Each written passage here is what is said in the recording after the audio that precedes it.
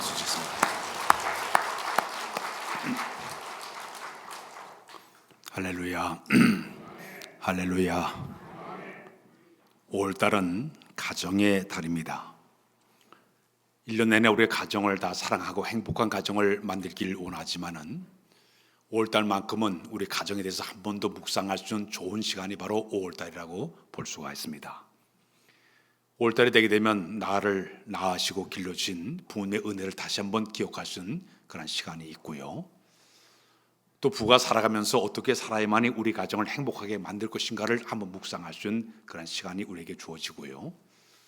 또 하나는 내가 낳은 자녀를 내가 어떻게 양육할 것인가를 생각할 수 있는 시간이 5월달에 있는 시간입니다. 또 하나는 이번 5월달만큼은 우리 가정을 복음화시켜야 되겠다 꿈을 가지고 기도하게 되면 반드시 하나님이 이루어질 줄로 믿습니다. 오늘 첫 번째 주일이 어린이 주일입니다. 미국에서는 어린이 주일을 꽃주일이라고 그렇게 불렀습니다. 1868년도에 미국에 있는 감리교회에서 처음으로 6월달 둘째 주일을 꽃주일로 정해놓고 아이들의 꽃을 달아주면서 처음으로 이 어린이 예배를 드리면서 어린이 주일이 시작이 되었습니다.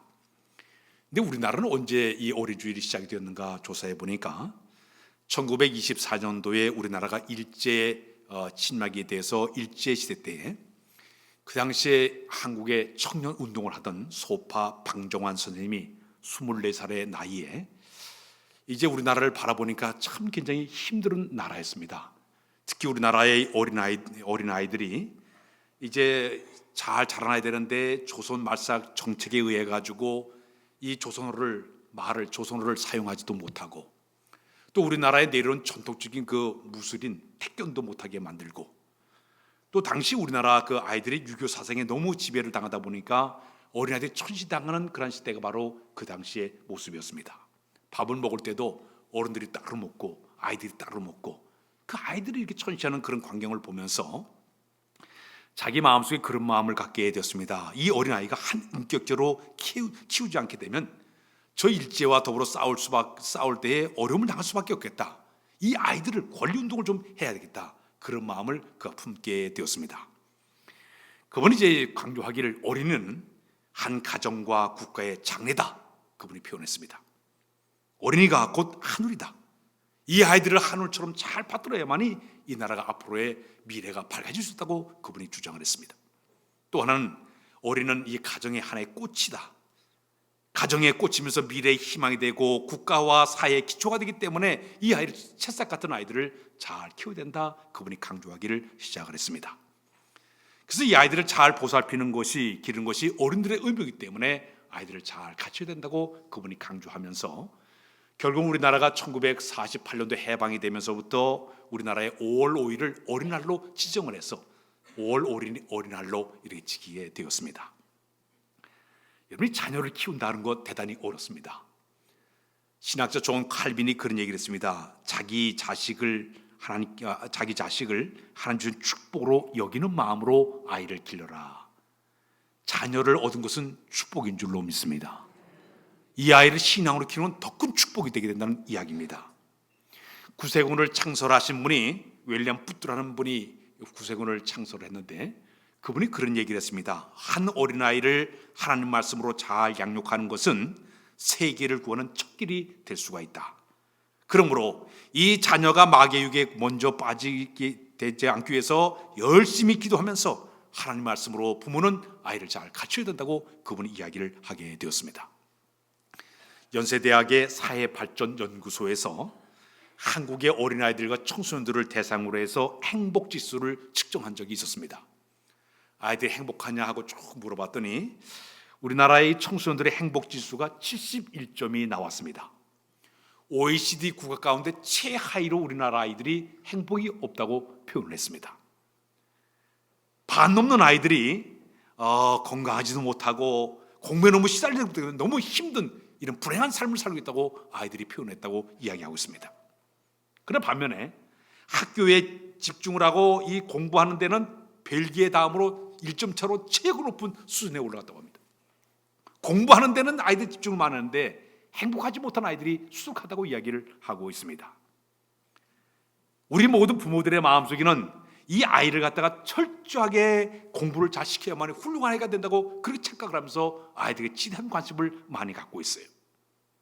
그러나 우리가 나이를 다 들어가지고 돌아보게 되면요, 대학에서 공부하는 것보다 더 중요한 것이 이 아이의 삶에 대한 진정한 의미를 찾아주는 것이 가장 중요한 것을 우리가 알게 되지 않습니까? 공부만이 최선이 아니에요.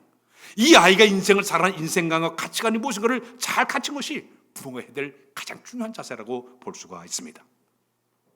한 가정이나 사회나 국가의 미래는 지금 자라는 아이들을 통해 가지고 내일의 이 나라와 민족의 장래를 우리가 한눈에 바라볼 수가 있습니다. 그렇다면 우리나라의 어린아이들을 바라볼 때 우리나라의 앞날은 어떻게 될까요? 한마디로 얘기해서 어둡습니다. 우리나라는 커다란 현재 두 가지의 커다란 문제점을 가지고 있습니다. 첫 번째가 바로 저출산이에요. 두 번째가 뭐냐면은 이게 고령화가 우리나라의 커다란 문제로 지금 대두되고 있습니다.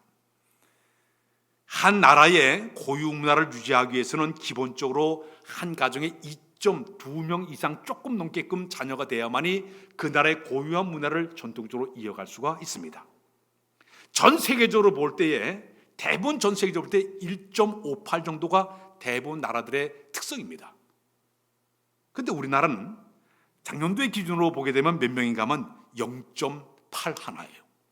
한 명도 낳지 못하는 비극적인 나라가 우리나라가 되고 말았어요. OECD 국가 가운데 저출산 국가가 바로 우리나라예요. 아이들 낳고 있질 않아요. 과거의 70년대에는 집집마다 아이들이 4.53, 그러니까 4명 이상씩 다 낳고 살았다고 합니다. 80년대는 2.8 정도 돼가지고 3명 가까이 한 가정의 아이들을 이렇게 낳고 살았다고 합니다. 그래서 2000년 들어오면서도 갑자기 1%로 떨어지더니 현재는 0.82로 떨어지고 말았어요. 옛날에 그런 말 80년대 보니까 하나를 낳아도 삼천리는 조그만 원이 될 수 있다.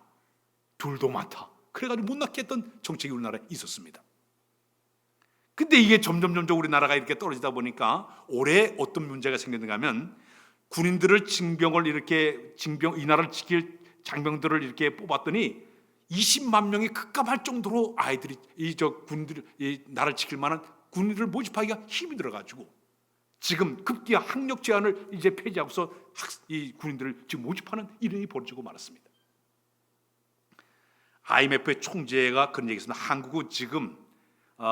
한국은 지금 뭐냐 하면 집단적인 자살 행위를 하고 있다. 자녀를 안 낳기 때문에 서서 죽어가는 나라가 바로 우리나라라고 표현을 하고 있습니다. 이것 때문에 지금 우리나라가 이 아이를 낳지 못하는 것이 이 나라를 지탱해 나가는 데 커다란 문제점이 바로 우리나라의 모습입니다. 두 번째로 우리나라의 가장 큰 문제가 바로 이 고령화가 문제입니다. 우리나라의 65세 인구가 총 인구의 14%가 되면 고령화 사라고 얘기합니다. 그럼 65세 이상 된 사람이 20%가 넘어서게 되면 초고령화 사회라고 이야기하고 있습니다. 그런데 우리나라는 이미 고령화 시대가 넘어섰고 2026년 3년 후가 되게 되면 20%가 이제 65세 이상이 되기 때문에 초고령화 시대가 우리나라에 주어진다고 얘기하고 있습니다. 지금 우리나라에는 이제 사람들의 유생 상태가 너무너무 좋아졌어요. 영양 상태가 너무너무 좋아졌어요. 의료기술이 너무너무 뛰어난 나라가 되다 보니까 평균 수명이 점점 늘어나고 있어요. 거기다가 점점 평균이 늘어나다 보니까 이제 시대 100세 시대라고 지금 얘기할 정도로 이렇게 고령화가 점점 심각하게 되고 있어요. 노인들이 많다 보니까 문제점이 뭐냐? 노동력이 지금 떨어지고 있습니다. 사람을 가진 일꾼을 구하지 못해요. 지난 주간에 제가 우리 신평에 있는 우리 이용태 지사님 가정을 신방을 갔습니다. 대신방청 갔더니 깻잎 농사를 이렇게 짓는데 그 깻잎 농사에 짓는 한국 사람을 쓸 수가 없어서 저 외국 캄보디아, 우즈베키스탄, 베트남, 네팔 지역에 있는 사람들을 다 데려다가 일을 시키는데 말도 통하지도 않고 말도 안 듣고 200만 원 이상씩 주다 보니까 열심히 돈 벌어서 그 사람들 다 뒤쳐가니까 돈이 다 들어간대요. 이게 노동력이 점점 떨어지는 것이 바로 제3국가 사람들이 와가지고 돈 벌어 떠나버려요. 이것이 바로 심각한 우리나라의 고령화 시대에 나타난 현상입니다. 두 번째는 뭐냐면 소비 인구가 점점 감소됩니다. 30, 40대, 50대 돈 버는 사람들이 자꾸 돈을 써야만이 경제가 잘 돌아가게 되는데 소비윤과 점점 감소되다 보니까 국가가 이제 수익금을 안 거치게 되니까 나라가 점점 경제로 자꾸 뒤처지는 이런 일이 벌어지게 되는 거예요. 고령화 시대에 나타나는 두 번째 현상이에요. 세 번째는 뭐냐면 국가의 재정이 너무너무 증가가 많이 되고 있습니다. 노인들이 많다 보니까 복지, 노령연금 막 돈을 주다 보니까 국가의 재정이 자꾸 그도 흘러 들어가니까 나라가 경쟁력이 떨어지는 이런 일이 벌어지게 되는 것이. 또 하나는 이 나라의 사회가 활력이 뚝 떨어져요. 저 시골에 가게 되면 빈집에 노인만 덩그러니 사는 동네가 얼마나 많이 있습니까? 혼자 사는 거예요. 노인들만 사는 거예요. 활력이 떨어지고 있어요. 베트남을 가게 되면요, 오토바이 타고 가는 사람들 보세요. 보면 젊은이들이 20대가 70% 막 타고 활기가 넘쳐요. 제가 지난 주간에 필리핀 다녀왔는데 가서 보니까 애들이 바글바글. 우리나라에 못 보는 시골에 가니까 애들이 바글바글. 아, 이 아이들이 자라면 이 나라가 굉장한 경쟁력이 있겠다. 그것을 바라봤어요. 왜 사람들에게 아이들을 낳자느냐 물어봤더니 경제적으로 너무 부담이 돼가지고 아이를 못 낳겠다는 얘기예요. 자녀를 이제 낳게 되면 그 아이 사교육비에 들어간 돈이 엄청나게 많더라고요. 한 가정을 소개하는데 보니까 영어 공부하는데 한 달에 40만 원, 수학을 공부하는데 30만 원, 그리고 또 그리고 수영을 하는데 30만 원, 그다음에 축구하는데 20만 원, 바둑과 뭐 하는데 20만 원, 피아노 하는데 10만 원. 한 달에 아이에게 사교육비가 150만 원씩 지출되는 일이 벌어지고 있어요. 이 아이를 계속 유치원부터 시작해가지고 대학까지 이게 졸업하게 되면요, 한 아이가 투자된 거 3억 정도의 돈이 들어간다고 그러고 있습니다. 엄청난 이렇게 돈이 많이 들어가다 보니까 경제적인 부담으로 자녀를 못 낳게 되는 거예요. 맞벌이 부부가 열심히 돈을 벌어서 아이 취직을 할 것 생각하다 보니까 자녀 낳지 말자. 이런 일이 벌어지고 말았습니다. 더욱이 또 하나는 취업하는 여성들이 너무 많아지고 있습니다. 점점 취업하는 여성들이 독립적인 인생을 살다 보니까 개인 성취 의욕을 해서 결혼도 잘 하질 않아요.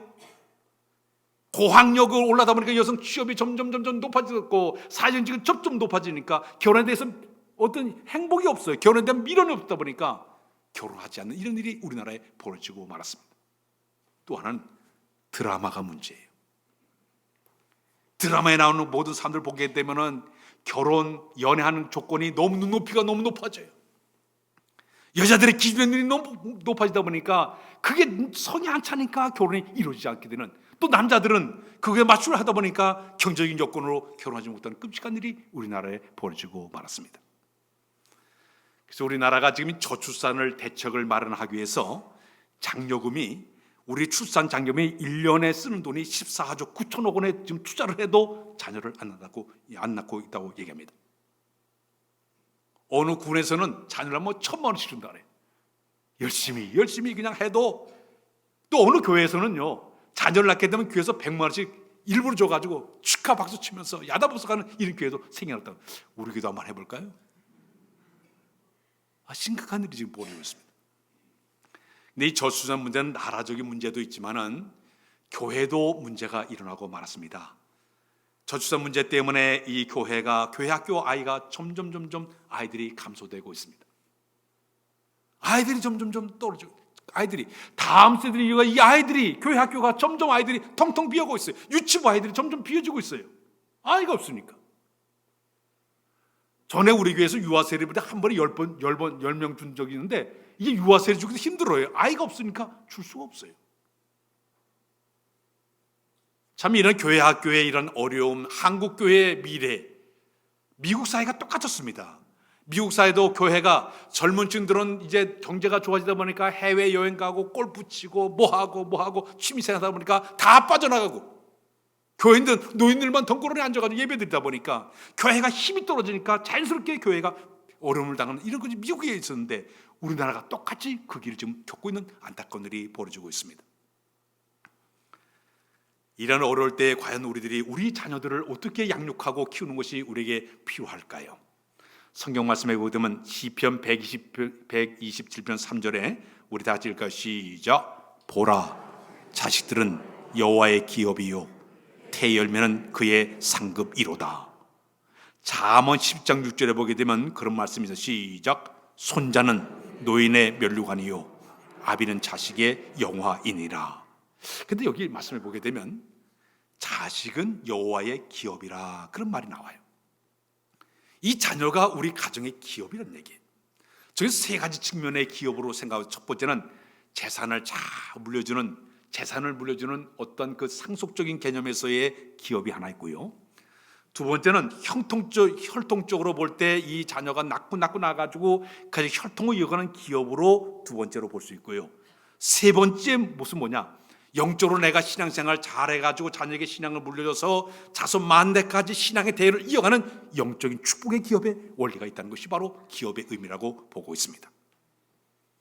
그래서 우리가 우리 가정 안에서 이 자녀를 신앙과 믿음으로 잘 관리하고 키우게 되면 이 아이가 재산의 모든 기업도 이을 뿐만 아니라 신앙적인 신앙의 유산을 받아가지고 자손 만대가 이을 수 있게 만드는 것이 우리의 목표가 될 줄로 믿습니다. 우리 자녀들은 하나님께 우리가 잠깐 맡겨준 하나의 선분이에요. 우린 청직입니다. 우리 관리자예요. 주인 하나님이세요. 그래서 이 아이를 어떻게 내가 신앙적으로 잘 양육시킨 것이, 어떻게 하는 것이 가장 하나님께 오시기 아름다운 모습일까요? 우리가 자녀들을 교육시키는 기관은 크게 나누면 네 군데에서 자녀들을 교육을 시키고 있습니다. 첫 번째는 뭐냐 하면은 학교에서 교육을 시켜요. 두 번째는 이 사회가 아이들을 교육을 시키고 있습니다. 그 다음에 교회 안에서도 아이들을 교육을 시키고 있어요. 마지막에는 가정 안에서 아이를 교육을 시키고 있습니다. 근데 이 아이가 일평생 동안 살아가면서 가장 교육에 영향을 받는 곳이 바로 어디일까요? 조사에 하게 되면 학교에서 교육받는 것은 100% 가운데 3%의 영향을 받지 않는다고 그래요. 교회 교육은 2% 정도밖에 영향을 받지 않는다고 합니다. 나머지 95%는 가정교육 안에서 다 모든 것이 이루어진다고 합니다.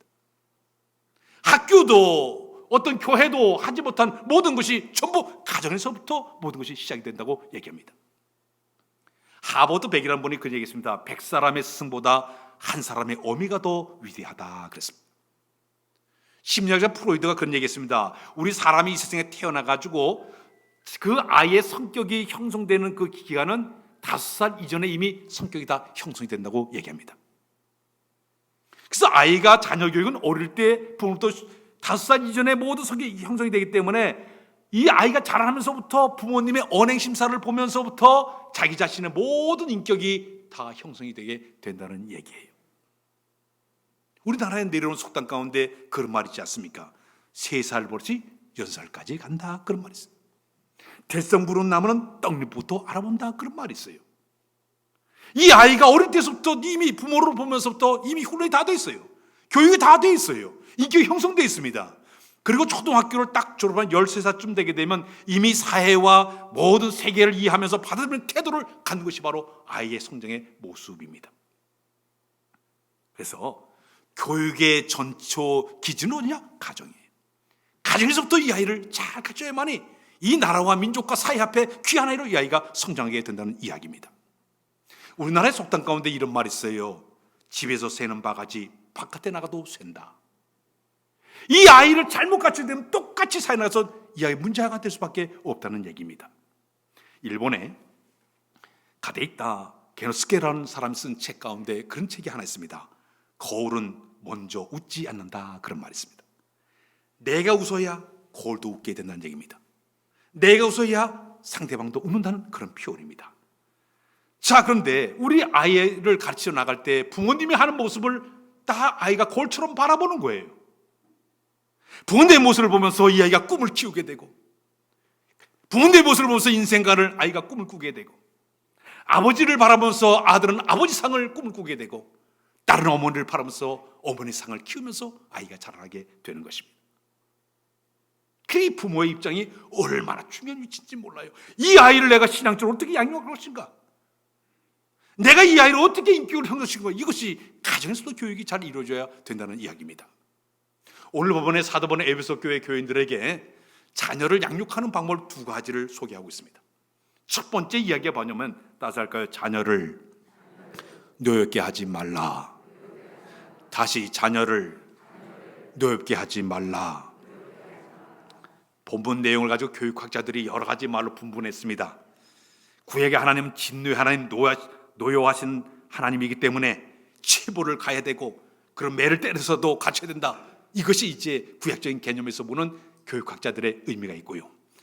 반면에 신약적인 입장으로, 신약의 입장으로 바라볼 때 하나님은 사랑의 하나님, 용서 하나님이기 때문에 절대 아이를 갖다 때리거나 벌주면 안 된다. 체벌을 금지하는 내용으로도 이야기하고 있습니다. 요즘 우리나라 아이들을 교육하는 현장을 가서 보게 되면 중벌주의를 피하고 있습니다. 체벌을 금지하고 있어요. 회초를 금지하고 있습니다. 군대에서 욕해도 영창가요? 욕해도 영창간대요. 옛날에는 그냥 얼마 욕을 많이 얻어먹었는지 한 번씩 얻어먹지 않았습니까? 얻어먹기도 하고. 요즘 아이들 저 학교에서 뭐 때리면 112에 전화해가지고 자기 맞았다고 그러지 않습니까? 성경 말씀 가운데 히브리서 12장 7절 8절에 이런 말씀을 우리 다 같이 한번 읽어 시작. 너희가 참음은 징계를 받기 위함이라. 하나님이 아들과 같이 너희를 대우하시나니 어찌 아버지가 징계하지 않은 아들이 있으리요.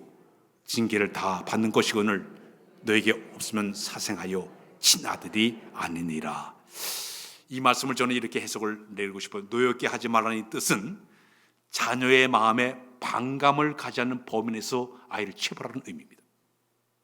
즉 마음에 이 아이가 복수심을 갖지 않게끔, 자녀의 마음에 반감이 일어나지 않게끔 주의 교훈과 훈계를 잘 양육하는 것이 바로 첫 번째 아이를 교육하는 방법이 되게 된다는 이야기입니다. 헬라어를 연구한 최고의 권위자 튼치로라는 분이 그런 얘기했습니다. 이 단어를 해석하기를 자녀가 법과 규칙을 지킬 때는 칭찬과 격려를 잘해야 되지만 그러나 그 아이가 지키지 않을 때는 그것을 보를 하고 부모의 권위에 도전할 때는 징계를 반드시 해야 된다. 이런 의미로 얘기하고 있습니다. 어제 토요일이죠. 그저께 제가 이제 필리핀에 오다 보니까 공항에 이렇게 내렸어요. 그래가지고 짐을 이렇게 찾고 있는데 이렇게 보니까 개 한 마리를 끌고 다니면서 이렇게 검색을 해요. 그 강아지가 막 오더니 우리 교인 같아. 거가 짐 앞에 가지고 냄새 큰 거 탁 앉으니까 여기 뭐 가방에 뭐 들었냐고. 초코파이를 거기서 파이를 가졌어요. 거기 가방에다. 이 파이를 가져온 것을 잡아냈어요. 그 이거 뭐 이 요즘 필로폰이나 이런 그 마약을 많이 가져오니까 이 파이 속에 혹시 가져가 열어보라고. 그거 열어봤어요. 자, 그랬더니 이 강아지가 그걸 찾아낸 것 때문에 주머니에서 이렇게 하더니 먹이를 사료를 딱 주니까 좋아가지고 또 딱 찾아내. 그 모습을 봤어요. 잘하면 칭찬하는 거예요. 못하면 체벌하는 거예요. 사랑 여러분, 부모의 권위를 가지고 도전할 때는 반드시 징계하고 징계할 때는 반드시 훈계가 따라야 되고 바른 자세와 내용이 없는 책만 잘못된 거기 때문에 그것을 너희가 잘 지켜 노엽게 하는 그런 마음을 가지고 아이를 잘 양육하는 것이 바로 필요하다고 이야기를 하고 있습니다. 성경에 잠언의 13장 24절에 보게 되면 이런 말씀이 있습니다. 우리 다 시작. 매를 아낀 자는 그 자식을 미워함이라. 자식을 사는 자는 근실이 징계하느니라. 잠언 23장 13절로 14절에 보게 되면 그런 말씀이 시작. 아이를 혼계하지 아니하지 말라. 채찍으로 그를 때릴지라도 그가 죽지 아니하리라. 내가 그를 채찍으로 때리면 그의 영혼을 스올에서 구원하리라. 이 아이를 신앙적인 측면에서 잘못되면 반드시 잘 지키게끔 여기 노한다는 그 의미는 철저히 이 아이를 훈계해서라도 가르치는 의미입니다. 전에 미팔군의 부사령관이었던 김영기 장군은 아주 독실한 그 찬입니다. 별네개 사성 장군이에요. 한 번은 자기 아들이 거짓말 하더라는 거예요. 이게 발각이 됐습니다. 그러자 여기 있는 이 김영기 장군님께서 아들을 부르다가 완전군장을 시켰습니다. 아버지가 똑같이 완전군장을 했어요. 서울서부터 인천까지 같이 걷자. 그러면서 쫙 걸어가면서 아들에게 땀을 뻘뻘 흘리면서 아이에게 네가 거짓말한 것 때문에 이 아버지가 너를 잘못 교육시켰어. 그런 마음을 가지고 같이 거기를 행군했다고 합니다. 그 외에는 아들이 그냥 싹 거짓말을 전혀 안 하더라고요. 교육이죠. 징계를 통해서 이 아이를 깨닫게 하는 방법이 바로 그런 방법이라는 얘기입니다. 사랑하는 여러분, 우리가 자녀를 노엽게 하지 않고 이 아이를 깨치는 것이 우리에게 필요한 하나의 신앙적인 자세가 되는 줄로 믿습니다. 여러분이 잘 아는 천재 물리학자 아인슈타인의 이야기 가운데 그런 얘기가 있습니다. 그는 4살 되기까지 말을 잘 못하는 전능아이였습니다. 부진아이기 때문에 학교에 가서는 적응을 하지 못하게 되었어요. 근데 그 당시에 그 선생님이 아주 다른 아이들과 자꾸 비교를 좋아하다 보니까 늘 놀림을 받던 아이가 바로 이 아인슈타인이었습니다. 근데 그 아이를 부모님이 바라보니까 이 아이는 정상적인 아이인데 이 사람들이 자꾸 따돌림하게 되니까 할 수 없이 그 아이를 데려다가 어머니가 이 아이에게 얘야 걱정하지 말아라. 남과 같지 않을지라도 너는 남과 다르기 때문에 기필코 너는 훌륭하게 너는 잘할 거야. 격려하면서 기도하면서 아이를 잘 양육을 했습니다. 그러자 이 아이가 갑자기 이제 변하기 시작하더니 열심히 책을 읽기 시작했습니다. 어릴 때 뉴턴의 이야기, 스피노자 이야기, 데카르트 책을 읽으면서 열심히 학식을 쌓아가기를 시작을 했습니다. 훗날 이 아이가 깊이 있고 마침내 천재 무려 아인슈타인으로 그가 쓰임받지 않았습니까? 부모가 아이를 양육할 때마다 이 아이를 바라보면서 이 아이를 어떻게 키울 것인가 다시 한번 내가 잘 바라보고 신앙에서 잘 양육하는 것이 우리의 필요한 자세가 되는 줄로 믿습니다. 두 번째 우리의 필요한 것은 주의 교양과 훈계로 양육하는 것이 필요하다. 따라서 할까요? 주의 교양과 훈계로 양육하자. 미국의 제16대 대통령이 에브라함 링컨 대통령입니다. 그분이 그런 얘기를 했습니다. 나는 성경이 하나님께서 인간에게 주신 가장 큰 선물이라고 나는 생각을 한다. 나는 이 선물인 성경의 보화를 캐기 위해서 날마다 나는 성경을 묵상하면서 살아왔고, 그러면서 이 성경 속에 하나님의 위대한 감추인 보화를 내가 너무너무 많이 발견했다고 그분이 표현을 했습니다. 그는 어릴 때부터 성경을 그렇게 사랑하고 열심히 성경을 읽은 이유가 뭐냐면, 이제 그가 학교를 갔지만 너무너무 가난해가지고 학교를 다니지를 못하게 되었습니다. 1년밖에 학교를 다니지 못해서 겨우 읽기 쓰기만 간신히 배운 다음에 집에서 어머니에게 교육을 받게 되었습니다. 그때 어머니는 그 아이에게 성경을 갖다 펴놓고 열심히 성경을 읽게 만들고 쓰게 만들고, 그러면서 열심히 성경을 통해서 글을 읽게끔 만들었습니다. 마침내 9살이 되었을 때 자기 어머니가 세상을 떠나게 되었습니다. 그때 어머니가 이 링컨에게 성경책을 주면서, 아들아, 이 성경책은 나의 부모님이 나에게 준 성경책, 다 낡아 빠진 성경책이에요. 나에게 불리는 성경책이란다. 내가 여러 번 읽어서 많이 낡아버렸지만 우리 집의 가장 큰 보화는 바로 이 성경책이란다. 내가 너에게 100에이커, 그러니까 10만 평의 땅을 내가 물려준 것보다도 내 이 한 권의 성경책을 주는 것이 가장 내 마음에 기쁘고 진심으로 내가 이 진심으로 기쁨으로 생각을 하고 있다. 너는 힘들 때마다 성경을 읽고 말씀대로 살려고 애를 쓰게 되면 하나님 너의 앞길을 책임져 줄 것이다 하고 얘기를 하고 어머니가 세상을 떠났습니다. 그는 어머니의 유언 따라가지고 매일매일 성경을 읽기 시작했습니다. 묵상하기 시작했습니다. 그리고 성경대로 살려고 노력하기 시작했습니다. 그런 가정 가운데 그는 수많은 여러 가지 어려운 역경을 견디고 사업도 실패하고 견도 실패하고 수많은 어려움을 겪게 됩니다. 그러나 그 모든 고난과 역경 속에도 참고 인내하면서 견다가 마침내 미국의 대통령으로 그가 당선이 되게 되었습니다. 그는 취임식에 나가서 많은 미국 국민이 보는 앞에서 자기는 그 성경책, 자기 어머니가 물려준 낡은 성경책을 갖다 들고 얘기했습니다. 여러분, 이 성경책은 내가 대통령이 되기 전에 내 어머니께 준 성경책입니다.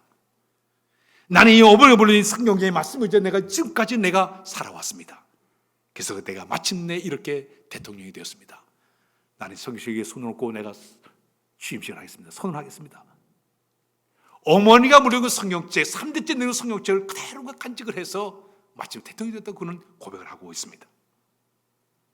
잠언 22장 6절에 그런 말씀이 있습니다. 시작. 마땅히 행할 길을 아이에게 가르치라. 그럼 늙어서도 그것을 떠나지 아니하리라. 우리 자녀들에게 가르치면서 신앙적인 측면에서 가장 중요한 세 가지는 반드시 잘 가르치기를 바랍니다. 첫 번째는 뭐냐면 성수주의를 잘하게끔 만들자. 따라서 성수주의를 하게 만들자. 주의를 철저하게 지킨 것을 가르쳐야 돼요. 저는 모태신앙이에요. 어머니 뱃속 교회를 다녔어요. 제가 인생을 살아면서 교회에 빠진 적 2번밖에 없습니다. 주의를 철저히 지키면서 지금 살아왔어요. 부모님이 그래 살아왔기 때문에 저는 그대로. 제가 3대째 신앙을 이어받고 지금 5대째 신앙이 내려가 있어요. 전부 모든 식구들이 성수준 철저하는 것을 아주 기본적으로 가지고 있습니다. 여러분들, 우리가 해야 될 일은 우리 자녀들에게 내가 열심히 일터에 가서 열심히 일주일 동안 일을 하고 주일날 만큼 주 앞에 나 예배하는 이 성수전 이 모습을 자녀에게 보이는 것이 가장 중요한 모습이 된 줄로 믿습니다. 두 번째는 뭐냐 하면은, 두 번째는 우리가 이 11조 생활하는 것도 자녀에게 가르치는 훈련이 되어야 됩니다. 이거는 경제 활동 가운데 돈 버는 교육을 시키는 거예요. 이 11조는 신앙 고백이기 때문에 이 신앙 고백을 아이가 갖추게 되면 그 아이가 그대로 자라나서 훗날 하나님께 준 놀라운 축복의 것을 경험하게 되는 것입니다.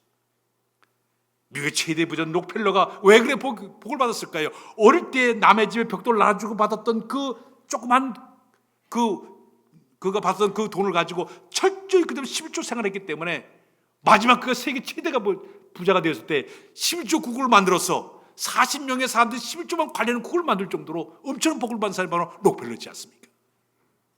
11조를 가진 건 돈 버는 기술을 가진 것. 마지막에는 사랑의 실천 교육을 시킨 것이 우리 가정 안에서 이루어져야 됩니다. 하나님 사랑, 이웃 사랑. 따라서 그 하나님 사랑, 이웃 사랑, 철저하게 아이들에게 훈련을 시키는 것이에요. 이것만 잘 훈련시키게 되면 이 아이가 신앙적으로 잘 양육받고 훌륭한 아이로 성장하게 될 줄로 믿습니다. 우리 예수님이 이 땅에 계실 때 어린아이를 앞에 놓으시고 우리에게 교훈 준 말씀들이 몇 군데가 있습니다. 이 제자들을 훈련시키면서 이 제자들에게 어떻게 이 훈련을 시킬까 생각하다가 어린아이를 앞에 놓고 이런 훈련을 시켰습니다. 마태복음 18장 4절로 5절에 보게 되면 우리 다 같이 시작. 그러므로 누구든지 이 어린아이와 같이 자기를 낮춘 사람이 천국에서 큰 자이니라. 또 누구든지 내 이름으로 이런 어린아이 하나를 영접하면 곧 나를 영접함이니. 마태복음 19장 14절에 똑같은 말씀이 있습니다. 우리 읽어 시작. 예수께서 이르시되 어린아이들을 용납하고 내게 오는 것을 금하지 말라. 천국은 이런 자들의 곳이니라 하시고, 또 비슷한 말씀입니다. 마가복음 10장 45절로 있습니다. 시작. 내가 진실로 너에게 이르노니 누구든지 하나님의 나라를 어린아이같이 받들지 않는 자는 결단코 그것에 들어가지 못해라 하시고, 우리 예수님은 어린아이를 통해서 우리의 비유를 통해서 주신 말씀 가운데 뭐냐면, 너희가 이 아이를 통해서 어린아이를 통해서 배우는 교훈이 있다. 첫 번째, 너희가 낮아지는 겸손을 배우라. 어린아이같이 스스로 내려가는 겸손을 배워라. 두 번째는 뭐냐? 남을 섬기는 마음을 내가 배워라. 어린아이가 섬기는 것처럼 너도 섬기는 마음을 배워라. 마지막에는 순종을 배워라. 스스로 자기를 낮추면서 따라가는 그런 그 마음을 가져야만이 천국이 그의 것이고 천국의 큰 자가 됐다고 성경은 이야기를 하고 있습니다. 사랑하는 여러분, 주님이 우리에게 가져준 모든 그런 교훈과 훈계를 내가 먼저 은혜를 받고 제대로 우리가 잘 양육하게 되면 우리 자녀이 아름답게 훌륭하게 성장하게 될 줄로 믿습니다. 하나님은 그것을 믿습니다. 세계적인 가정교육을 제일 잘 시킨 가정을 꼽으라 그러면 전 미국의 프린스턴 대학교 총장이었던 미국의 조나단 에드워드 목사님의 가정이 가장 신앙적으로 잘 훈련시킨 가정이라고 표현이 되고 있습니다. 이 에드워드 목사님은 청교도 신앙이 강한 분이었죠. 이분이 12살에 예일대학교에 입학을 해서 17세에 예일대 수석으로 졸업을 하게 됩니다. 아주 천재적인 설교를 잘하신 그런 목사님이세요. 매사추세츠의 그 통나무에 그의 집을 가게 되면 그 집 문 앞에 이런 글이 써 있습니다. 이 집은 작은 집입니다. 그러나 미국을 빛낸 많은 사람이 태어난 곳입니다. 그렇게 소개되어 있습니다. 그 에드워드 목사님의 후손들을 쭉 이제 가문을 조사해 보니까 그 후손 가운데 대학 총장이 13명, 신학 교수가 350명, 목사님이 125명, 변호사가 100명, 판검사가 30명, 육해공군의 장성이 75명, 엄청난 그런 그 사회의 전반적인 모든 분야에서 훌륭한 인물들이 그렇게 많이 나오게 되었습니다. 이분은 철저한 청교도 시장을 바탕에서 아이들이 아침에 일어나기만 철저해서 아이들과 예배를 드리면서 하루를 시작하게 만들고 기도로 시작하게 하면서 신앙적으로 잘 양육을 시켰습니다. 훗날에 어떤 사람은요, 이 에드워드 목사님의 그런 연구를 해가지고 박사 학위 받은 사람이 10명이 나올 정도로 대단한 가문을 소개하고 있습니다. 신앙과 믿음으로 잘 양육하니 그의 후대가 복을 받는 것처럼, 오늘 여러분들이 어린 주일 말씀 여러분들의 가정의 모든 자녀들 많이 있겠지만은 내가 신앙의 본을 보지 못해서 신앙에 대리지 못한 안타까운 가정이 있다면 다시 돌아보십시오. 하나님, 내가 신앙에 보이지 못한 것을 용서하시고 이제는 내가 신앙의 본을 잘 보고 이 아이들을 신앙과 믿을 자 양육한 자가 되게 하여 주옵소서. 귀하게 쓰임받는 여러분들 다 되시길 주의 이름으로 부탁드립니다. 기도합니다. 하나님, 저희의 귀한 자녀로 선물을 주신 것을 감사합니다. 오직 신앙과 믿을 자 양육하기를 원하오니 함께하사 도우사 우리들이 먼저 신앙의 본을 보이며 자들 오직 신앙과 믿을 자 양육한 우리 모두가 다 되도록 은혜 베풀어 주옵소서. 예수 그리스도의 이름으로 기도하옵나이다. 아멘.